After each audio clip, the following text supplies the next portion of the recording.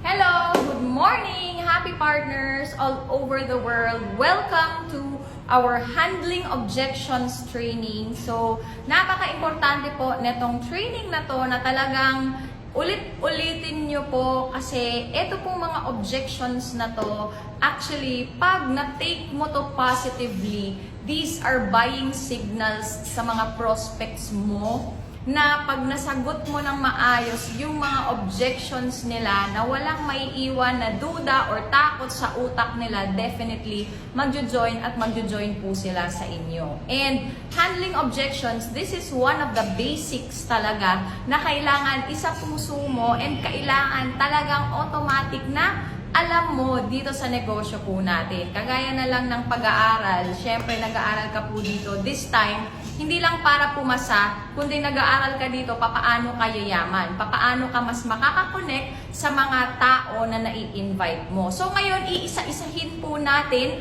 ang mga karaniwan na objections na natatanggap or na-encounter mo tuwing humahataw ka. Kasi the moment na nakabisado mo po ito, given na ang paglaki ng network mo kasi sobrang dami mong mapapajoin kahit through Facebook lang. So, paano pag sinabi ng prospect mo na ayaw ko dyan kasi hindi naman ako magaling magbenta? So, ito po yung sasabihin nyo sa kanila. Well, ito pong mga example ko ng sagot, ito po yung mga pwede or posibleng sagot.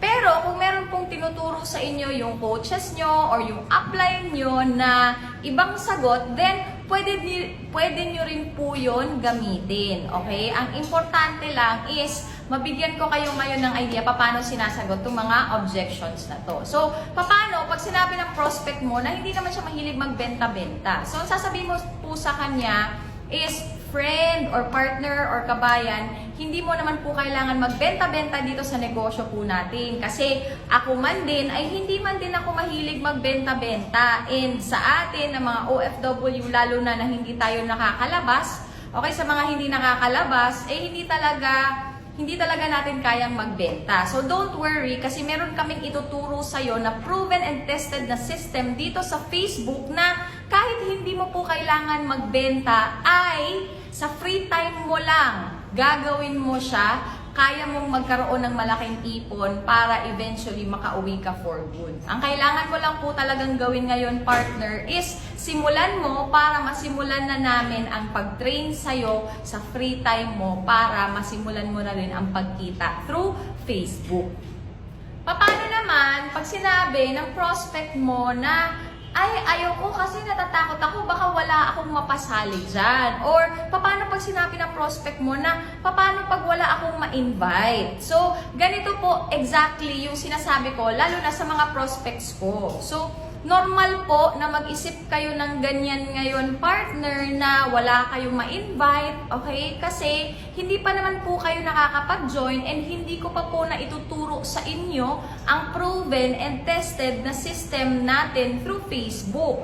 Pero, the moment po nakapag-join ka na and naturo ko na po sa'yo yung proven and tested na system natin, imposible kung wala kayong mapajoin. Kasi sa sistema natin na advanced technique ay tao na po yung lumalapit sa atin. So, ang kailangan mo lang pong gawin ngayon, partner, is simulan mo lang yung negosyo. Magtiwala ka lang sa sarili mo, magtiwala ka lang sa akin kasi bilang isang OFW, alam ko din yung mga hugot mo sa buhay, bakit gusto mong kumita, bakit gusto mong makauwi for good. So, pagtulungan natin tong negosyong to, and magtiwala ka lang sa sarili mo kasi lahat naman natututunan. Even yung pagiging OFW natin, hindi rin naman natin to alam dati. Nilakasan lang natin yung loob natin kasi nga gusto natin maiahon sa kahirapan yung pamilya natin. So, yon.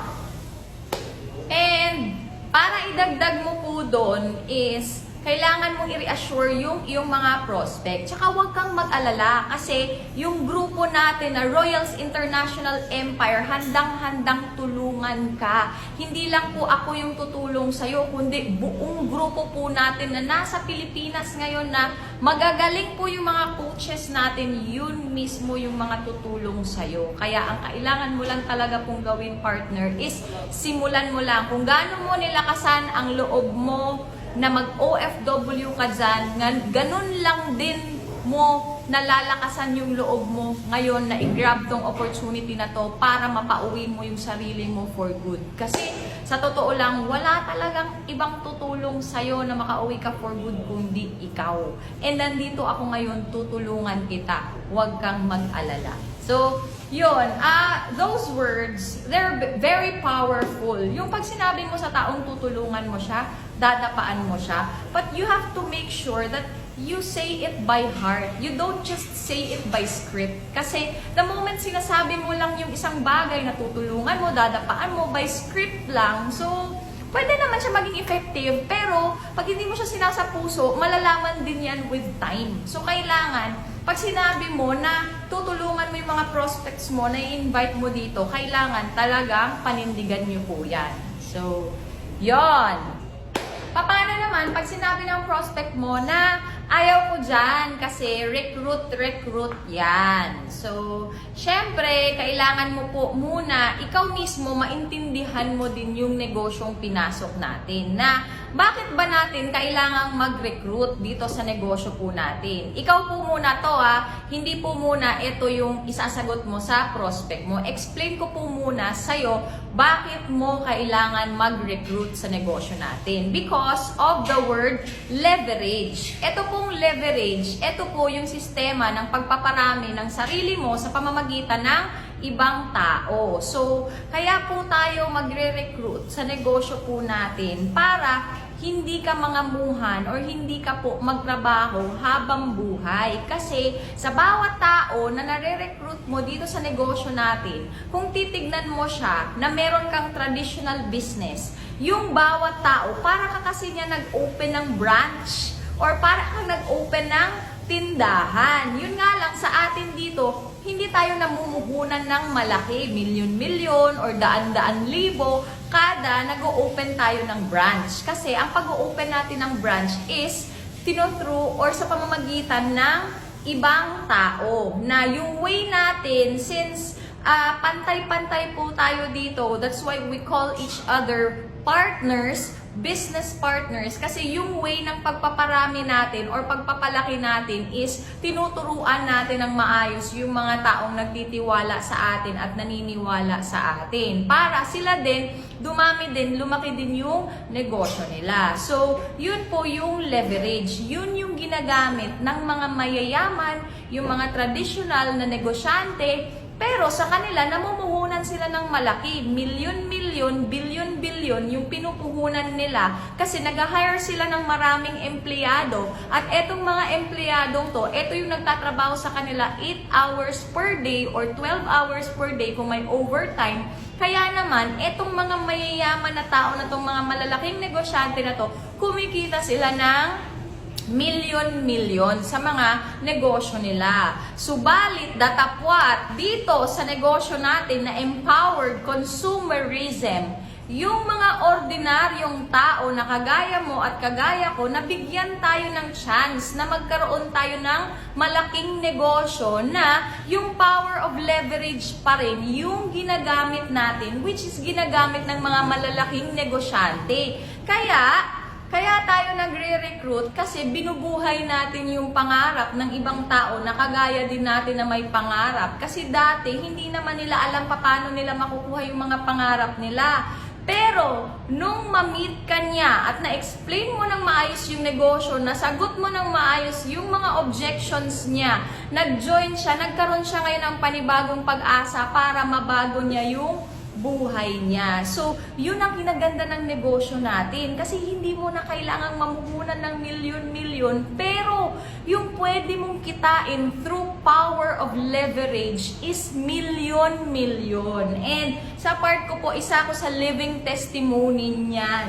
Na dati pinangutang ko lang yung pang-join ko. Pero ngayon, grabe po, milyon-milyon yung binalik sa akin ng company. So, yun po yung i-explain mo sa mga prospect mo. But bago mo i-explain yan, ganito yung sasabihin mo sa kanya. partner, friend, or kabayan. Nasasabi mo lang yan ngayon na ayaw mo ng recruit kasi hindi pa naman kita natuturuan. Huwag kang mag-alala kasi hindi mo naman kailangan magaling kang mag-invite dito agad. Ituturo ko sa'yo yung sistema, step by step ng grupo natin, papaano kami nakakapag-invite. And advance na po yung panahon ngayon. Meron po tayong tinatawag na boosting kung saan is yung mga tao na sa labas, yun na yung kusang nag-i-inquire sa negosyo natin. Kaya hindi na tayo yung nang-re-recruit, hindi na tayo yung nag-i-invite. Sila na yung kusang nag-i-inquire dun sa ad natin kasi gusto din nilang magbago yung buhay natin. And the moment nag-inquire sila, doon na natin sila kakausapin. So yun ang isa sa mga way para magparami ng tao dito. Kaya ang kailangan mo lang talagang gawin ngayon is magtiwala ka lang sa sarili mo, and kahit wala kang alam dito sa negosyong to, kahit ayaw mo ng recruit, hindi importante yon. Ang importante is meron kang gustong mangyari sa buhay mo, gusto mong umasenso, gusto mong magkaipon, gusto mong makauwi for good. That's already enough para mag-join ka kasi after that, ituturo na namin sa'yo. Lalo na nung coach ko. Kasi alam mo ba yung grupo natin na Royals International Empire, yan ang isa sa pinakamalaking grupo dito sa company natin, and dito ka mapapabilang. Okay? Na talagang we make sure na the moment naglabas ka ng pang-join mo ay hindi lang namin yan ibabalik sa'yo, kundi talagang tutubo yan ng sobrang laki pag ginawa mo lang and in-apply mo lang yung sistema ng grupo natin. So, yun. Paano naman pag sinabi ng prospect mo na gusto ko sanang mag-join kaso ayaw kong mamuhunan or wala akong pampuhunan or takot ako maglabas ng pera. So, sasabihin mo lang, i-feel mo lang din o kaya paparamdam mo sa kanya na nakaka-relate ka sa kanya. So, pwede mong sabihin na ganito, partner, kabayan, sis, or friend, ganyan din ako sa'yo before. Takot din akong mamuhunan or nagdadalawang isip din akong mamuhunan. Kasi nga, sa ilalabas na pera, hindi rin naman natin pinupulot ang pera dito sa abroad. Pero ang tanong ko sa sarili ko, hanggang kailan ako matatakot na sumubok ng panibagong opportunity? Kasi ang na-realize ko sa pagiging OFW natin, hindi naman nagbabago yung buhay natin. Diba? Tumataas lang yung edad natin, tumatakbo lang yung panahon, pero kung sasabihin mong may nagbago or aasenso tayo, hindi natin yun nakukuha or hindi natin yun makukuha sa pagiging OFW natin. Kaya ang ginawa ko po is talagang sumubok ako. Ano lang ba yung 8,999 kung ang kapalit naman nun is magkakaroon ako ng negosyo, magkakaroon ako ng ipon para makauwi ako for good and makasama ko yung pamilya ko. So lakasan lang ng loob dito sa buhay. So kung gaano mo nilakasan yung loob mo na mag-try ka ng pagiging OFW, na sa pagiging OFW namuhunan ka rin naman. 'Di ba? May mga iba nag-placement fee, yung iba na walang placement fee, dinideduct sa sahod nila every month, 'di ba? Namasahe ka rin naman. O kaya, yung time mo, yung effort mo na ginugugol mo dyan sa trabaho mo, puhunan mo yan para kitain yung kinikita mo ngayon. Eh, ang tanong doon, sapat ba? Kasi kung hindi sapat yung kinikita mo, it's about time na lakasan mo yung loob mo na subukan tong negosyo. And since negosyo to, kaya kailangan talagang mamuhunan. Kasi lahat naman ng negosyo may puhunan. Napakaswerte nga natin kasi na-introduce tayo dito sa empowered consumerism na sa halagang 8,999 lang ay pwede nating kitain yung buwan-buwan nating kinikita dito ngayon, araw-araw dito sa negosyong to pag natrabaho natin. So, pag ganun yung kinikita natin sa negosyo natin, definitely, ano na kaya yung buhay na mabibigay natin sa pamilya natin. And definitely, talagang habang kumikita tayo ng malaki, makakasama natin sila at hindi na tayo kailangang maging OFW pa. So, yun po. Ang gagawin nyo lang po dito is pwede nyo isulat, okay, para basahin nyo, o kaya pakinggan nyo ng paulit-ulit para maging natural sa'yo yung pagbabagsak ng mga sagot sa mga objections natin. Okay?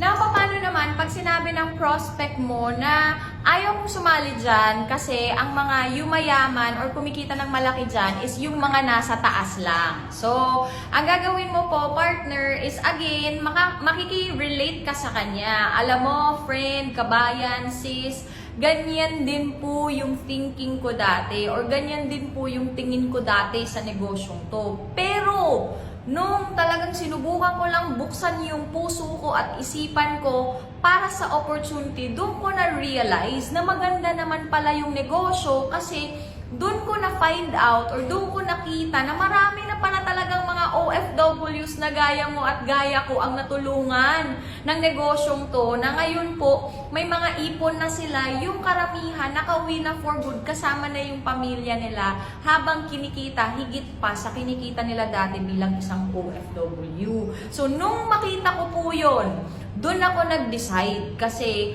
para sa akin, ang pagbabagong buhay talagang hindi na siya pinapatagal. Talagang sinusunggaban kasi lahat naman dito natututunan.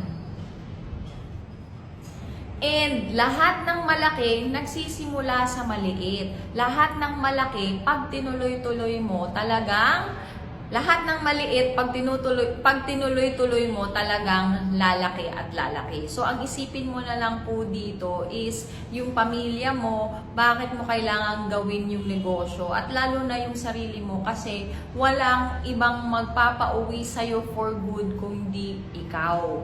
Kasi darating yung time, pag sinimulan mo to, magiging nasa tuktok ka rin. Kagaya ng, pwede nyo po akong i-example, yung founder ng grupo natin, yun. So, yung founder ng grupo natin, hindi din naman siya nauna dito sa negosyo natin. In fact, nag-run na yung kumpanya, nasa 5 years na yung kumpanya nung nag-start siya dito sa negosyo natin. And ang kinaganda kasi right now is na-awardan siya as top 9 ng buong company out of millions of distributors. So, meaning hindi naman siya nauna. Nagkaroon lang siya ng lakas ng loob na subukan tong negosyong to. Ginawa lang niya yung part niya, kaya naman ngayon kumikita na siya ng malaki. Ang kinaganda kasi isa siya sa tutulong sa'yo the moment nag-join ka dito.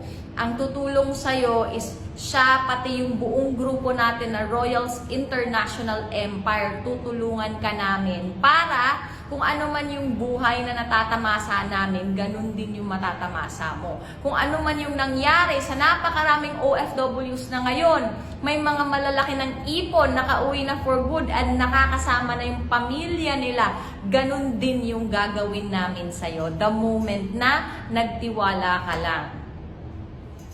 Ito, isa sa mga pinaka-favorite kong objections. Paano naman pag sinabi ng prospect mo na i-consult ko muna sa asawa ko? Sabihin niya sa'yo, okay yan, nagustuhan ko na yung negosyo, pero i-consult ko muna sa asawa ko. So, para po magkaroon kayo ng idea, dito po sa objection na to, based on my experience sa paghataw ko, kaya ako nagkaroon talaga ng matinding sagot dito kasi yung mga na-prospect ko dati na hinayaan kong mag-consult sa asawa nila nung pagbalik sa akin, ayaw na mag-join kasi it's either ayaw ng asawa o kaya nagdududa yung asawa, 'di ba? Kasi hindi naman yung asawa yung nakakita, 'di ba? Common sense. Syempre, ayaw talaga ng asawa lalo pa at mababawasan yung padala na matatanggap niya. So, ganito po yung sinasagot ko sa mga prospects ko. Okay? So, sabi ko po sa kanila na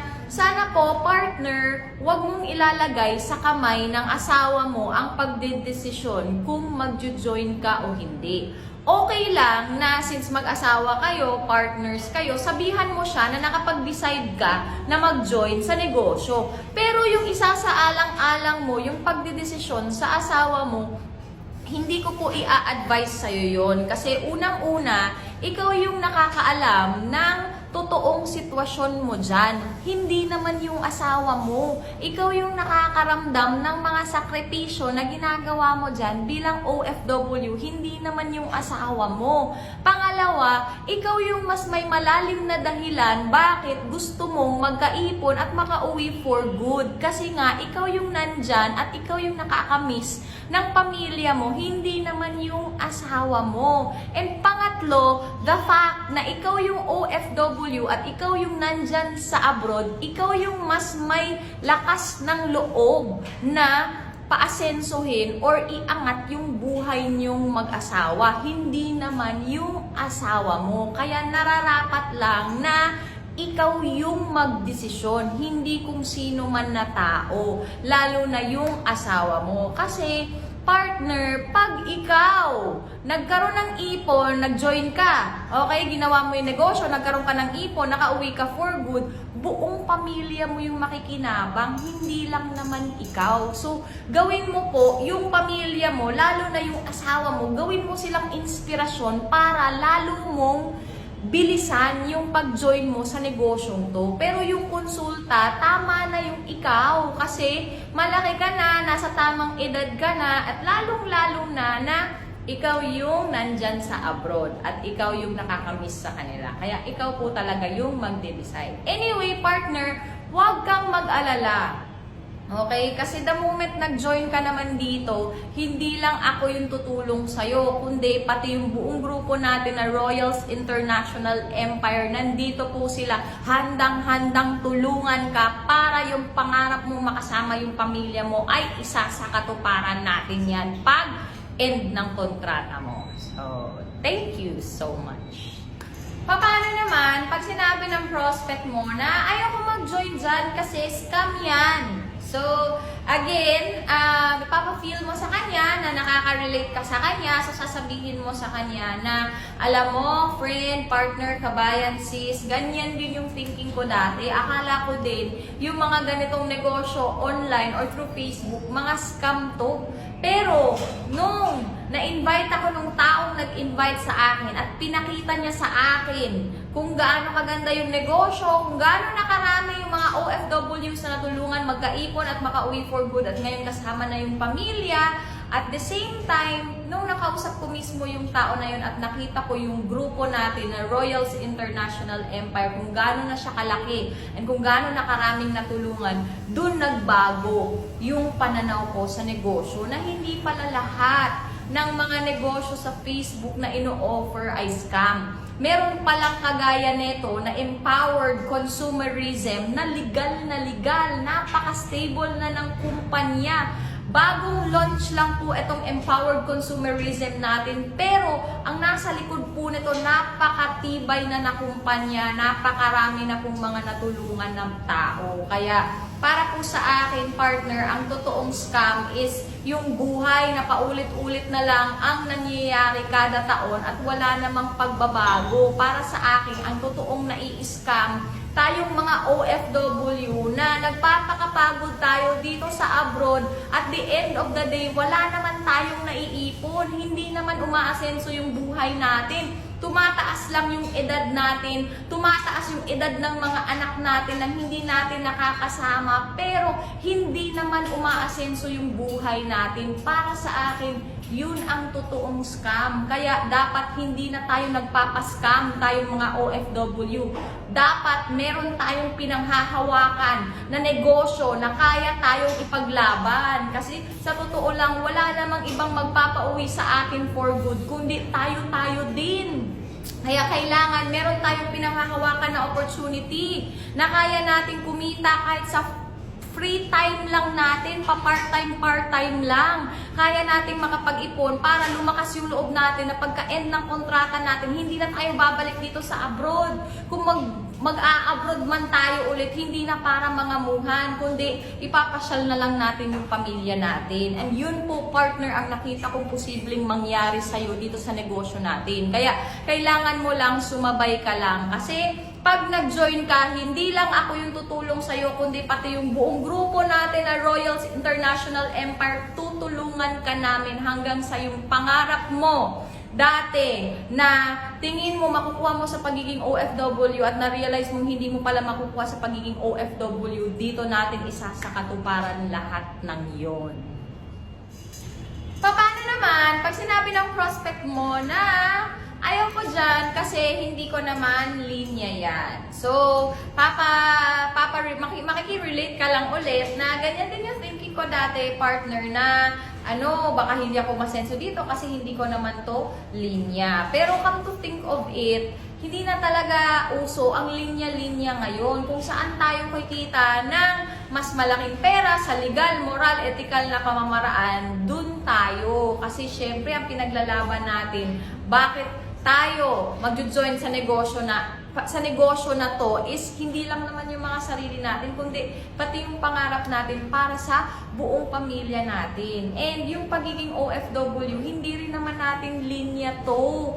Nilinya na lang natin kasi nga gusto nating maiahon sa kahirapan yung pamilya natin. Kaya dito po, partner, the moment na nag-join ka, huwag kang mag-alala kasi lahat naman dito natututunan. Even po yung pagyaman, natututunan yan. And then dito po, ako, pati yung buong grupo natin na Royals International Empire, handa kaming tulungan ka step by step para matutunan mo yung negosyo natin para ikaw naman yung next na OFW na magkakaroon ng malaking ipon habang ginagawa lang yung negosyo sa free time and eventually makauwi for good, makasama yung pamilya. Kung ganyan po kaganda yung kapalit na buhay na ino-offer ng negosyong to, abay, para po sa aking partner, lilinyahin ko talaga yan para lang mabigay ko sa pamilya ko yung pinakamagandang buhay. Kaya nandito na po yung opportunity na to,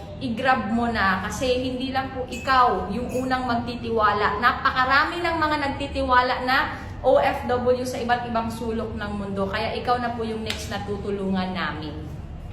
Ayan, so that sums up the first part of our handling objections. So, sa lahat po ng mga partners natin, so again, ulit-ulitin nyo pong panoorin itong video na to para talagang tumatak po sa puso at sa isipan nyo. Kasi the more na mas natural mo itong nababagsak sa mga prospects mo, the more na mas magiging convincing ka sa kanila and mas magiging makatotohanan ka sa kanila. So again, yung negosyo po natin, ang kapalit dito, yayaman ka. So kung yayaman ka pala dito, mabibigay mo yung pinakamagandang buhay sa pamilya mo. Abay, this is worth all your free time dyan sa abroad na i-google mo dito kasi definitely, eto na yung magbibigay sa'yo ng malaking ipon para makauwi ka for good.